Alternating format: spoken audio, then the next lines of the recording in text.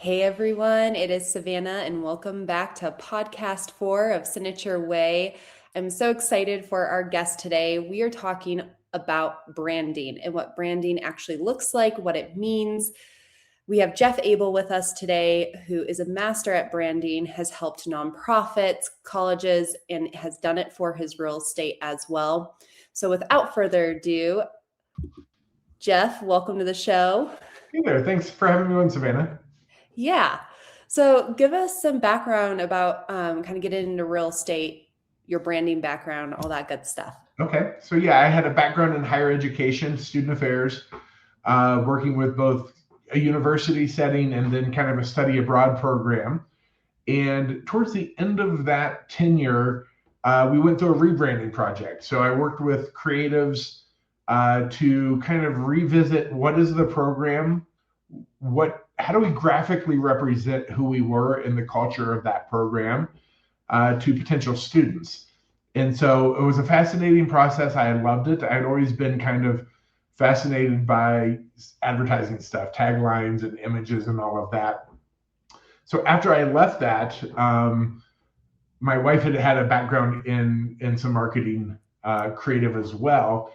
And we launched a marketing branding consulting business helping nonprofits primarily figure out how to use social media to tell their story. And part of that was walking them through a branding process. And sometimes their branding was good. And when I say branding, I'm thinking more along the lines of what most, I think, agents are thinking is what does the logo look like? What do the colors look like? All of those things. And sometimes we changed and started from scratch because what they were using wasn't really helping them tell their story about who they really, really were. So I did that for a number of years. And eventually my wife got a real estate license. And after a couple of years, convinced me to join her. And so the branding process for us was something obviously that was important. If we thought it was important for other people, it was really important for us to figure out how do we tell our story through images and communication with clients. Awesome. And I love how you explained, the branding is not just this one thing. It goes into communication, the images. So knowing that, where do you think agents mostly miss the mark when it comes to their branding? I think the images is what they think about. So, I got my license. I need a business card. Am I part of a team? Do I have a name that I want to use for myself besides just my personal name? How do I present myself online, in print materials, on my signs? All of that is kind of what agents think of as branding. And branding is so much more than that. That's the outward experience, the end result. But the process is really discovering who are my ideal clients? Who do I want to work with? What's going to resonate with them and be authentic to me? And I read a book a long time ago. There's a quote by Amber Naslund, who was actually paraphrasing and requoting Z. Frank. And she says that your brand is the emotional aftertaste that comes after an experience, even a second-hand one of a product, service, or company. And so your brand is not your logo. Your brand is what your client or your community thinks of and feels when they see your logo. So branding's the experience, basically. So branding is the experience. So when you think of your favorite brand, not a product, but a brand, the company that owns that, the logo that goes on it. What's a brand you love? The first one that came to mind was Lululemon. Okay. So when you think of that, when you see that logo, what is that emotional connection, that feeling that you have about that brand, that company? It's luxury workout clothing and brings confidence, and you're getting good quality that will last long. It's just overall a really good product. And how do you feel when you wear that product? Confident. Okay. So Their brand is not the logo. Their brand is that feeling you just described when you wear the logo. So Nike is Mm, more than just do it. Nike is not a shoe company. Nike is a lifestyle company, right? And right. so for agents, how do we make our brand something that distinguishes us in the mind of our communities that we're serving? What do they feel when they get an email from us with our logo on it, or a postcard from us, or they visit our website, or they drive by one of our signs? What is the impression that they're left with? And so for me, starting there of what do I want them to feel? Do I want them to feel like I'm an expert? Do I want them to feel like I'm trustworthy? What combination of things do I want them to feel? And how do I communicate not only our brand promise, but our brand values through that logo or through that name for people who know us, and ultimately then to make a connection with people that don't know us that might draw them in. That's amazing. That, I mean, right there, we're only 7 minutes in, and there it is. We're done. It's a wrap. No, but I think that's such a good exercise to walk through when you're thinking of your branding. And can you kind of go into how to kind of reflect that into social media? You've done a fantastic job getting your social media page to where I think it communicates the brand very clearly. Mhm. Kind of walk me through the process of getting every post to that point.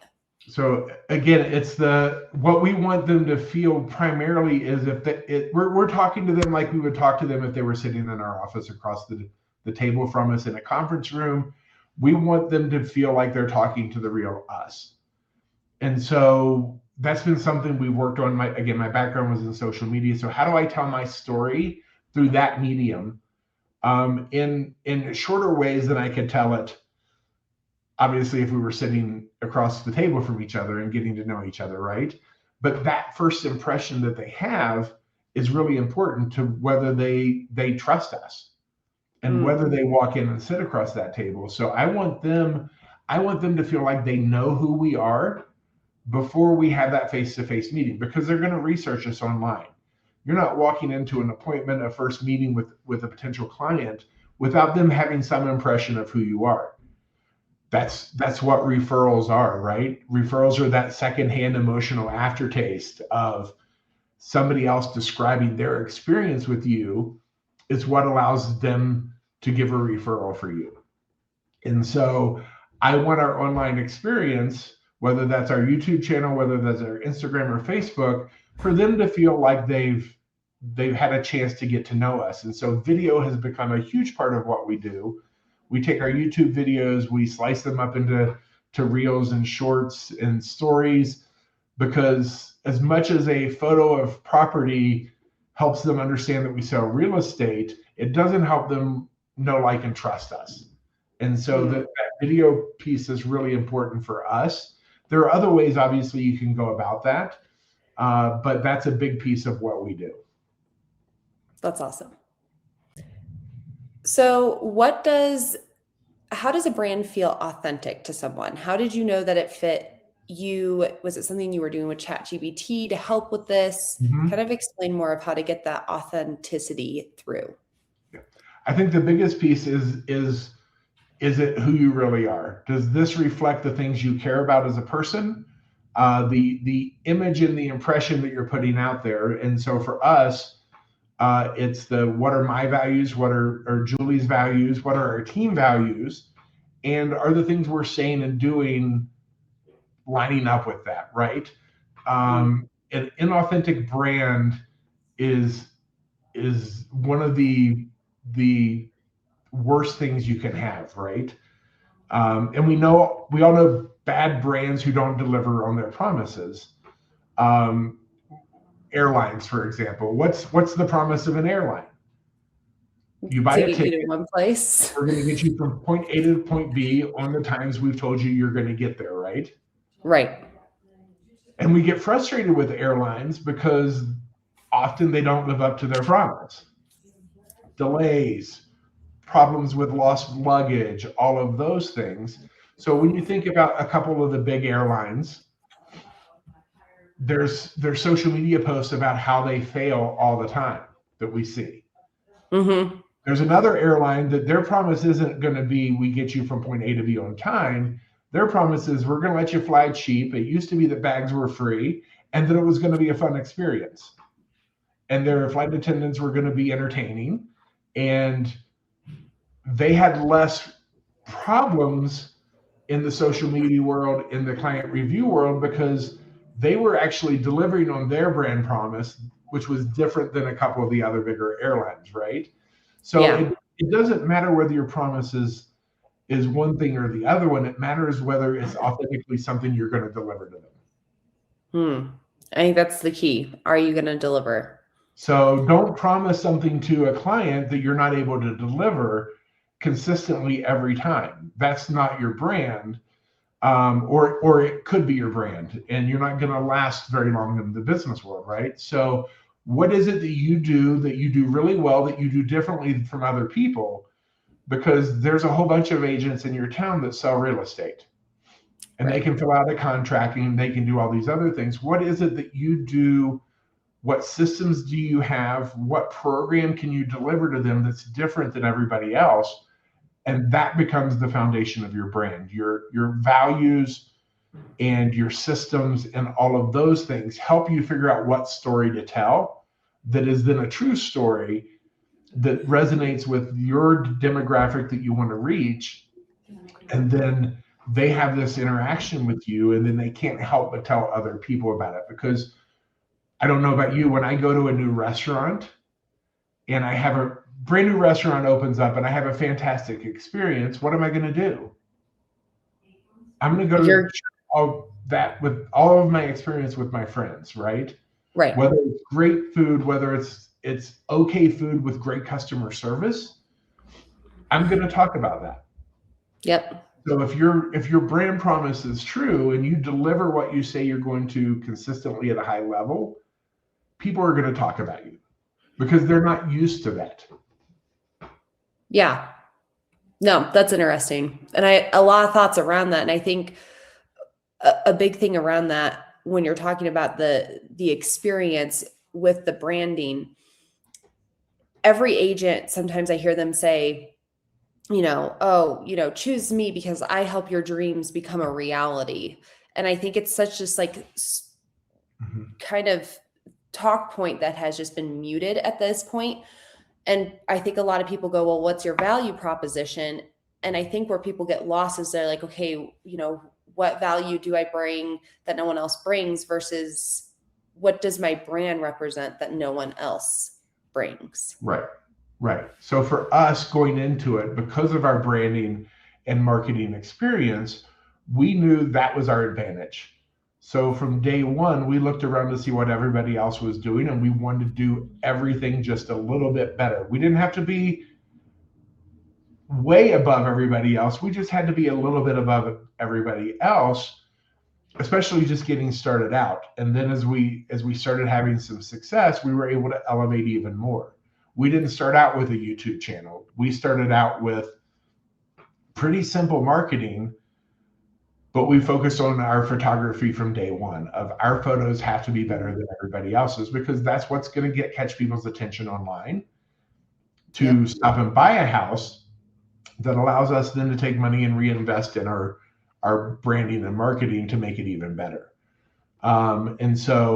And when I'm at a listing presentation, being able to show what we do that's different than everybody else is good. And we show them a lot of different things to show that we're consistent. This wasn't a one hit wonder. We were able to replicate what we do, and we've got it. And not only are we able to replicate what we do, but our focus has been on the customer experience. And so it's not just the pretty photos and the great videos, it's also our interaction with the customers, because I'd much rather have a client referral than a lead coming in from an online lead gen place, because they Yeah. already have some idea of us and know and like and trust us based on that secondhand experience. So it's an easier conversion, and we've already got relationship and some common ground because we know the same people. Yep. And I think you hit on a key point, the consistency part. So, talk Mhm. to me about the importance of consistency, because this is actually something I see a lot on Facebook is when they're posting an under contract or just sold or, new listing, it's whatever Canva template kind of popped up that day. Mhm. So, talk to me about the consistency of Yeah. branding of the voice. So we've always had a consistency in what we do because I knew that was important. I want them to be able to recognize this is from us as they're scrolling through because they're not stopping.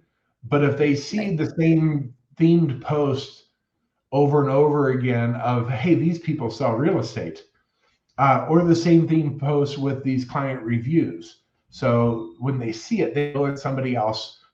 I don't care if they stop and read every word of it.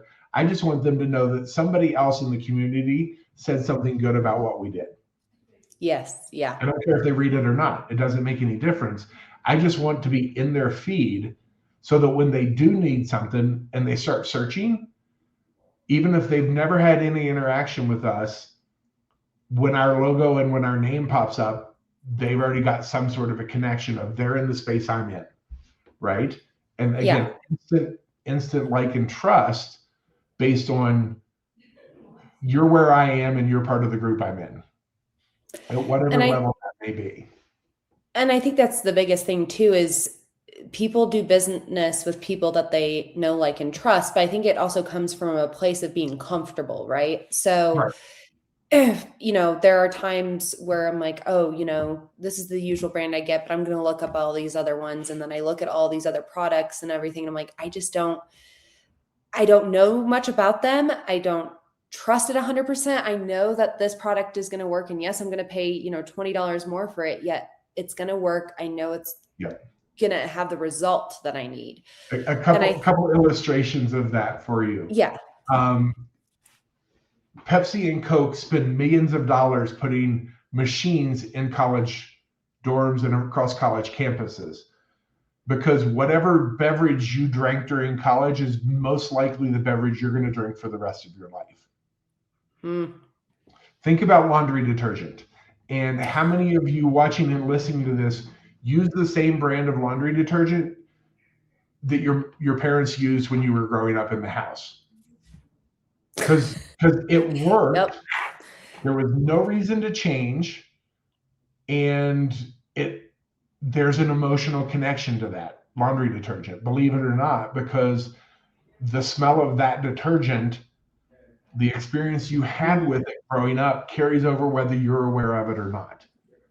And it's the same with every other brand you had. You've either had good experiences or bad experiences that you associate with products that you use over a long period of time. mm, And what causes you to change? It's usually not price, as you just discussed. It's usually a yep, bad experience.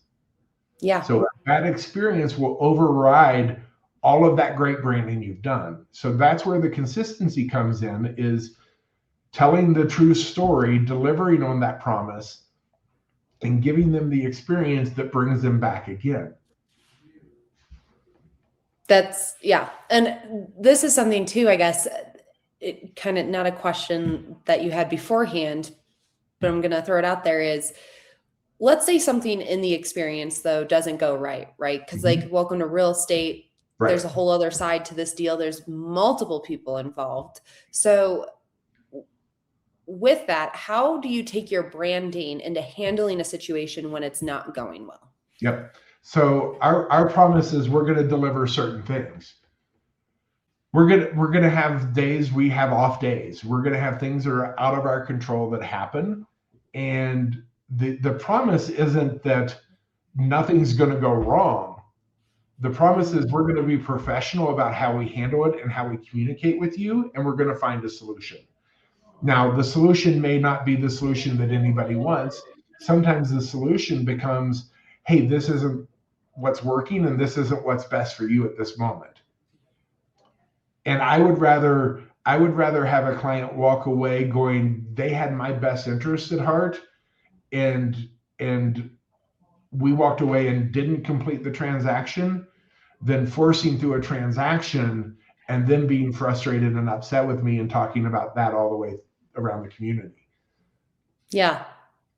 So things are going to go wrong. Your promise isn't perfection. Your promise is professional, or at least our promise is professionalism, great communication, setting and meeting expectations. And when something goes wrong, we're going to deal with it, and we're gonna do the best we can. And if that's not good enough for you, then we're gonna help you find a way to solve it that would be.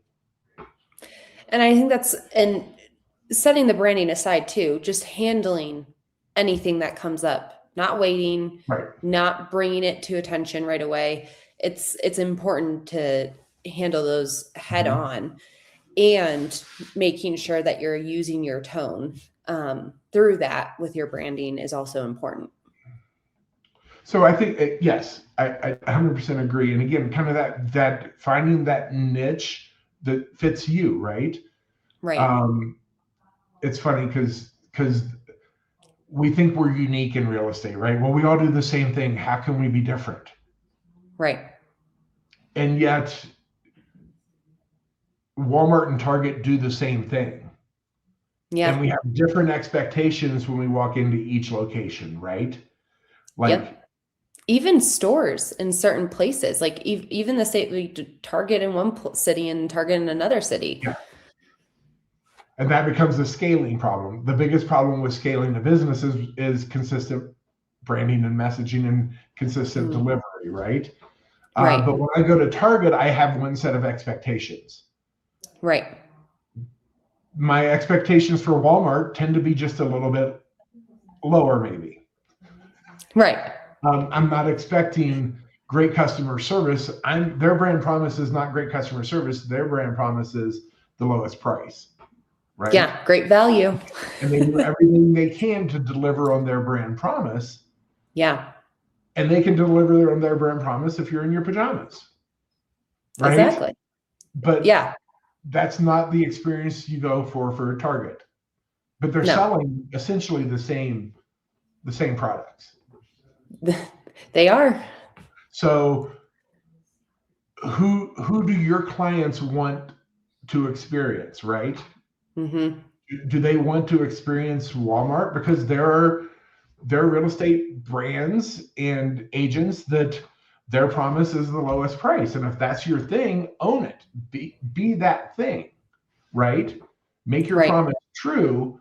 And then there are agents that want to go be Christie's or you know, Louis Vuitton. Right. And that's awesome if that's your brand and the clientele you're trying to reach. But your brand promise and your brand feel and the experience people have when they engage with everything you put out needs to be very different if that's the audience you're trying to reach. And so part of it is, who am I and what is true about me, and who are Mm-hmm. the clients that I want to reach and what's true about them. So really understanding your target audience is huge in branding. And can you bridge that gap between who you are and who they are that you want to serve? I And think it goes. Oh, you don't have to go ahead. become them. You just have to understand them and give them what they want. And a part of it is that ideal client too, right? Like if you Right. have past transactions, looking past and going, okay, these few select were my favorite to work with. What went well? Why were they the ideal client? Understanding the disc profile is super helpful, because then do you work really well with people that are like engineers, or do you work really well with people that are in the tech industry? So understanding kind of their profile too will help you build that ideal client. Yes. And the content you put out is going to attract those people Yes. if you're doing it right. But if you're all over the place, you're not going to resonate with anybody. So for example, for us, we've got an age demographic that we know these are our target clients. These are the clients that work well. These are the clients that move into our community. We know what their income range is. We know what their life stage is, what they're looking for. It's not that we don't serve anybody else, but our messaging is geared towards them. And so Right. we've taken all of this information that we've learned over time and revised over time because things change. And we've created a brand guide for us that outlines all of our core values, who our target audience is, the things we want to say, and also the things we're never going to say. Right. And I think that's more important than the things that you're going to say is the things you're never going to say. Well, and I think that, and to that point, what I see a lot of agents do too is that they're just like, well, I'll take anyone. I don't care who it is. I'll take any client. And what's happening is that they're all over the place, not creating a chance for trust to be built or showing that they're an expert in something, versus when you really hone in and focus in on your ideal Mhm. client, other pieces of business will naturally fall in. It's just how it works. And yet you'll build a way bigger business when you narrow in and focus in on that ideal client. Right. And there is something, especially when you're first getting started, about being all things for all people, right? You're going to take on clients because you need the business, honestly. Right. And as you grow in your business, you're able to say, we're not a good fit. Let me send you off and do a referral. Part of that comes with understanding who you want to work with and who you don't. Part of Right. that is your personality and their personality. Part of it may even be price point.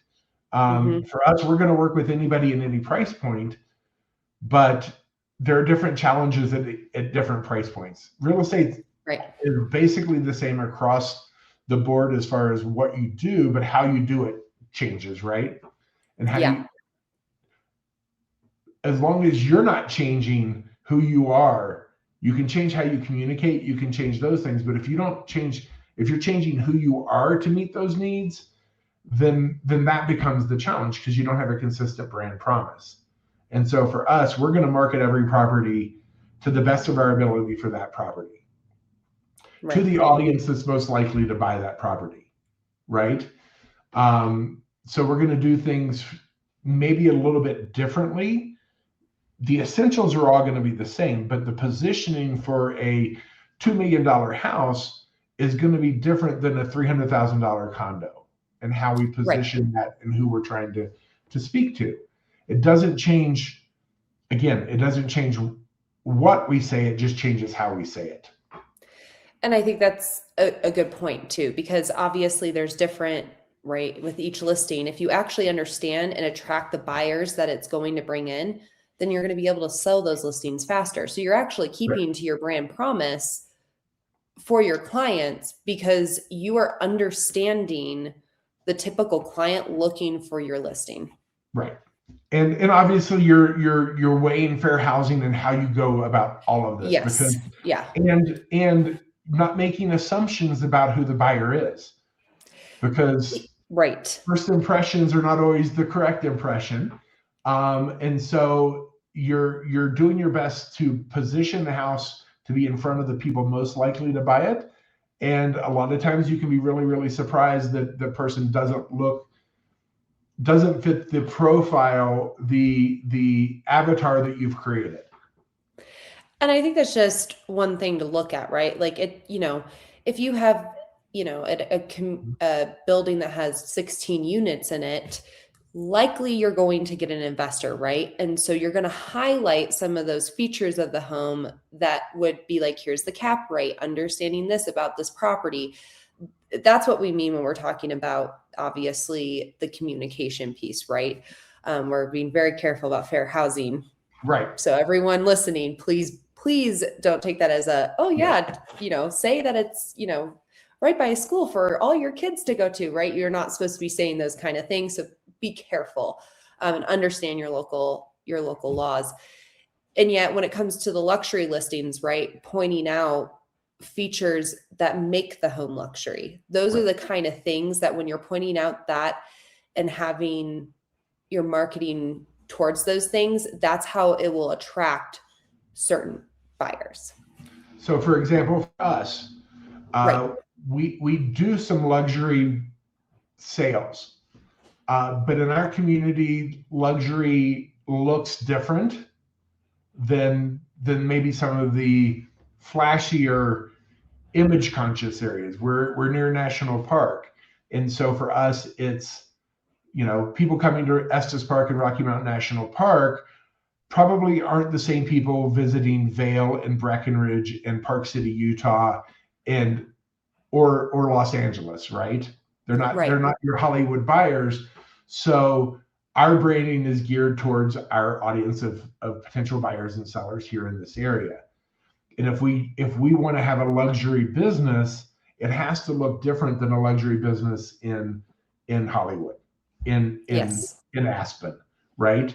It just looks and feels different. And so we built our brand around how do we sell luxury homes in a different way than maybe a luxury brokerage would coach you to, because that's who our demographic is. Well, and I think the community you're in, it right, it's a slower paced versus, Los Angeles, even though they're multi-million dollar homes, it's a fast pace, glitz and glam. And just go to Estes Park and you'll realize that is not the case. And yet it is the sweetest community ever. And Yeah. so really I would say it's more of like charm luxury, Right. right? Well, and for So us, our brand and our YouTube channel is really kind of introducing and guiding people through the Estes Park experience. So yeah. we highlight local businesses. We're very involved in the nonprofit world in our community. We want people to come and experience what drew us here, because we love it here. And so whether that's our Facebook group, whether that's our YouTube channel, we want people to have a good experience because we visited Estes Park, we fell in love with it, we decided we want to live there. The more people we can help have that experience, the better our business is, right? And I think that's what, like, you guys are bringing the aspect of what you experienced Mm-hmm. in Estes Park, right? And so that's kind of where the branding has aligned, because this is your outlook on it, what you've experienced and why you love the community. Right. Yeah, no, it's totally built around, again, that authenticity piece. We were involved in social media early on, personally and in work stuff, and realized that, who you are online can be very different than who you are in person. If you've ever meet people you've met online in person, and it's a totally different feel and different experience. Again, that's bad branding, and it's all branding, right? Our personal presence online is branding. It's how we want to represent ourselves to other people. Is it true or is it not true? And so for us early on, it was that what you see is what you get. Yeah. Um, and so our online presence, whether it's our personal stuff or whether it's our business stuff, is going to look and feel the same. There's no pretending for perfection in our personal stuff. It's what we're experiencing in the day to day, just like it is for most people who aren't in real estate with their personal stuff, right? We go on vacation. It's real vacation pictures. We're not trying to make it be something that it's not, because we want people to trust us, because that's where a chunk of our business comes. Almost all of our business is repeat and referral, client referral, agent referral, and our online presence, where people feel like they've gotten to know us a bit. And so our Facebook group and our YouTube channel provide us a decent amount of business each year. Yeah. That's awesome. So I feel like that was pretty much branding 101 that we just did. So with the last few minutes here, is there anything else you want to share about branding? What are like the 3 things agents could start doing today to enhance their brand to really win 2026? I think walking through some sort of a branding exercise, if you don't have your core values and your mission and your vision lined out, it's easy to be all over the place with your branding. For us, everything filters through those things, right? Does this line up with our core values? So that's the messaging side of things. It's easy to get a logo from ChatGPT or an online, vendor on one of many different services that are out there that do graphic design. And at some point in your career, that may be all that you can afford to do. But really if you have a chance, spend some time as you're creating the thing, the graphic representation, to ask, does this represent me? Does this represent my story? What is the emotional connection that people are going to feel when they see that? And is it what I want it to be? So the branding exercise where you outline a few things, define who your target audience is, define those things you're going to, these are the words we wanted to say.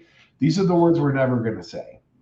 And it's not that they're bad words. It's just, it doesn't represent who we are.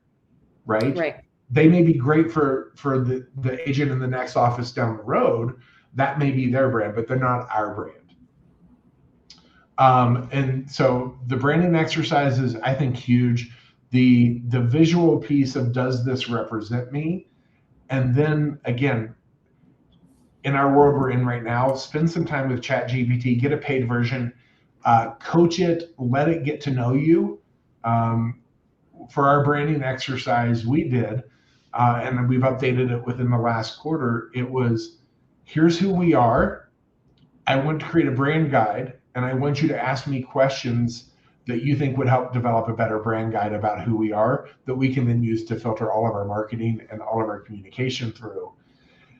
And I spent about 5 days working through this to get something I was comfortable with that felt like our team. Like this understands how we're going to communicate with the client. This understands how we're going to market. And then now I can leverage that and use that to help me create content and get a head start on anything we're going to put out there, because I've told it who we are and how we talk. I think a lot of agents, because time is precious, jump in and just say, ChatGPT, write this for me, Right. without any coaching, and then it doesn't sound like you. And then your clients who know you start getting stuff from you or seeing stuff from you online, and they're like, who is this? Well, and I think everyone is pretty much using ChatGPT now, right? And there are key factors that if you're not changing the voice of chat to understand you, that it's clear that it's chat that wrote it. Yeah. I mean, if you're going to get phrases, right? Like, okay, so for us, one of the things we noticed early on is a lot of listing descriptions use the word nestled. Nestle. So we have Yes. coached ChatGPT never ever use the word nestled, because for us, that's the giveaway that this was a description written by ChatGPT. A pet peeve, I know your pet peeve, is M dashes, right? Oh, yes. If you see a post with a lot of M dashes in it, you know that was an AI written post. Yep. So we kind of edit those out as we go through the process. And there are other things here and there that you'll start to notice. So again, spend the time. It's a tool. It's not a solution for everything, but if you take time to understand the tool, it can understand how you communicate, and it can get really, really close. And the more you use it, the better it gets. Awesome. So really quickly, I always love to end the podcast this way. A favorite book or podcast that you're listening to right now that you think everyone should be reading or listening to? Branding wise, specifically, and marketing wise, I think Gary Vaynerchuk stuff I've been a follower of his stuff from early on. He's always up on the cutting edge with what's going on. So whether that's his books, whether that's his podcast, the language can be a little colorful at times, but usually he knows what's coming next. Story Branding is also a great book. If you're struggling with the branding concept and what does that actually look like, again, your brand is your story. Is it a true story or not? Go back and read the book Story Branding. I think that will give you an idea. And then just, again, Simon Sinek, Start With Why, for me was something that we used in maybe not the way it was intended, but in the branding process of people don't care what you do. They want to know why you do it first. And so if you're telling them why you do things versus what you do, you can make that emotional connection with them and bring them in. And so as you're telling your brand story, it's not that you sell real estate, it's why you sell real estate that is really going to connect with your clients. Awesome. Well, thank you. That was really insightful, and I think it's going to help a lot of people this year really be able to focus in and hone in on their ideal client and bring consistency to their branding for sure. So thank you. Thank you. And for everyone, we will see you. We are now going to be doing our podcast every other week. So we will see you on the 30th. Thank you, Jeff. Very welcome. Thanks for having me.